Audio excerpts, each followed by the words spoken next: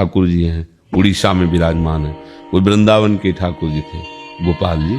तो एक ब्राह्मण ने तीर्थ यात्रा के लिए, तो एक जवान ब्राह्मण गरीब था, उसने कहा ठीक है हमको भी दर्शन हो जाएंगे, चलो हम आपकी सेवा करेंगे, आप धन लगा देना। सब ऐसा हो गया और खूब तीर्थ यात्राओं में जब वृंदावन आए तो इतनी सेवा उसकी की कि उसका हृदय गदगद हो गया। तो उसने कहा गोपाल जी के मंदिर की, भैया तुमने इतनी सेवा की है, हमारी एक बेटी है, हम अपनी बेटी का ब्याह तुमसे। तो बोले देखो हम तो कुछ कहा नहीं, लेकिन आप ही ने कहा है, बदल मत जाना वहां गांव जाके, क्योंकि तुम जब बड़े आदमी हो, तुम्हारे लड़का ऐसा है।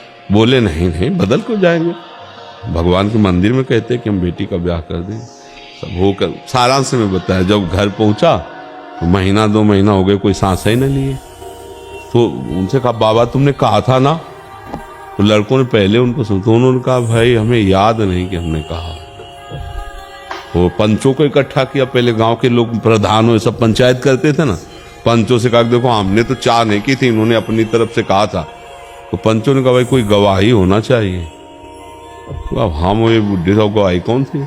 हाँ भगवान के सामने, गोपाल जी के सामने कहा था।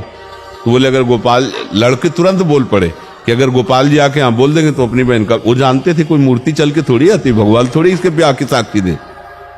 उसने कहा अच्छा अगर ऐसी बात है तो हम जा रहे हैं वृंदावन। जो कुछ उसके पास पुण्य पुण्य था बेच बाच करके वृंदावन आया, और गोपाल जी के मंदिर में शयन का समय था।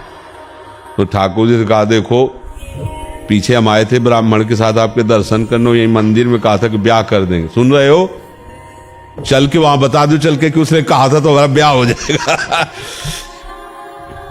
तो जो सेवा करने वाले तो समझो पागल आदमी क्या, कैसी बातें भगवान से कर रहा है।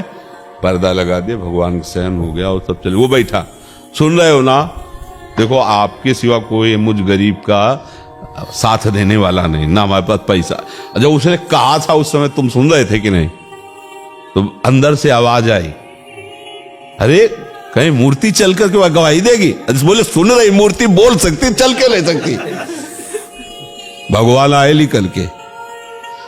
भगवान ने कहा यार तुम बात करते हो, तुम्हें साथ तो चलना पड़े, पर हमें वृंदावन में तुम्हें खूब खाने पीने को मिल रहा है, तुम साथ चलोगे, हमें कुछ खाने पीने को नहीं मिले, कैसे? विनोद। तो काम पहले पता था कि जो है गवाही देने वाले खवा पिया के लाया जाता है, तो बोले इसीलिए अब कुछ हमारे पास था, वो बेच बाच के लाए, खाने पीने की तो चिंता नहीं। तो बोले हम पीछे पीछे चलेंगे, तुम आगे आगे चलना, भगवान ने कहा। बोले हमको देखो फुसलाओ मत, हमें कैसे पता चलेगा? बोले नूपुरों की झनकार तुम्हें सुनाई देगी, और जिस समय पीछे तुम मुड़ के देख लो फिर हम आगे नहीं जाएंगे। ठीक है, भगवान को जब भोग लगाना होता तब पवा देता, पीछे पीछे भगवान गए वहां उड़ीसा प्रांत में, अपने वृंदावन के ठाकुर गोपाल जी, हाँ वहां भगवान गए। और थोड़ा ही नगर रह गया तो अब उसको लगा कि केवल नूपुरे सुनाई दे रहे कि आ भी रहे।